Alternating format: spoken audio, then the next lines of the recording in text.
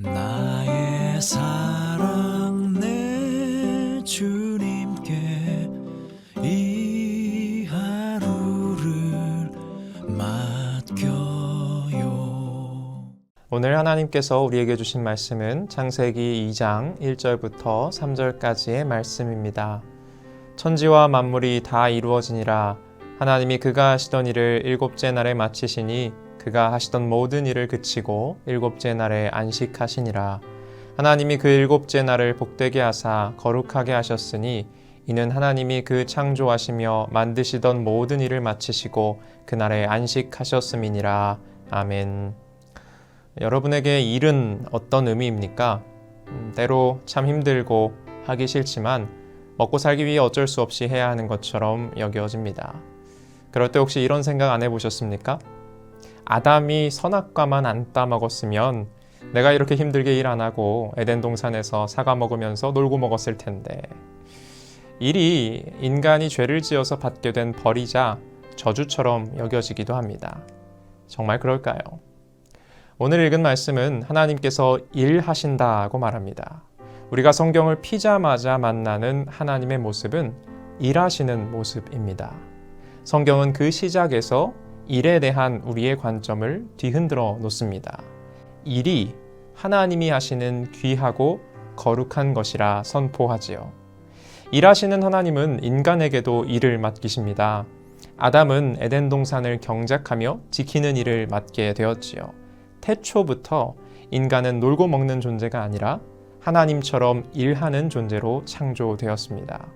특별히 아담이 했던 첫 일이 동물들의 이름을 붙이는 일이었습니다. 그런데 창세기 1장을 주의 깊게 읽으면 사실 이름을 붙이는 일은 하나님의 일이라는 것을 알게 됩니다. 하나님은 빛을 낮이라 하시고 어둠을 밤이라고 명명하시지요.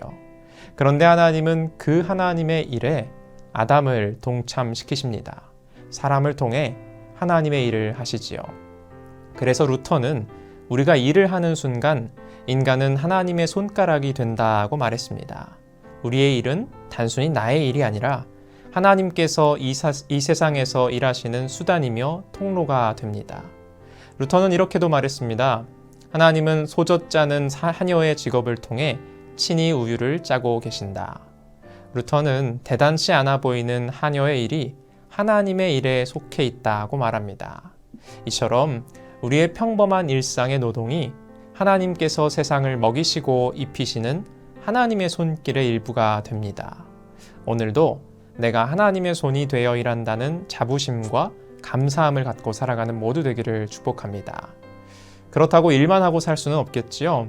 감사하게도 주님은 일하고 쉬셨습니다. 그리고 우리에게도 멈추어 쉬라고 하셨지요. 구약시대에는 안식일을 지켰고 지금 우리는 주일을 지킵니다. 여기서 우리의 일을 모두 멈춘다는 것은 특별한 신앙의 고백을 담고 있습니다. 바로 우리의 수고가 아니라 우리에게 안식을 명하신 하나님께서 우리 삶을 지탱하신다는 신앙의 고백입니다. 내 일과 내 수고가 아니라 하나님의 은혜로 내가 살아갑니다 라는 고백이 주일 성수에 담겨 있습니다.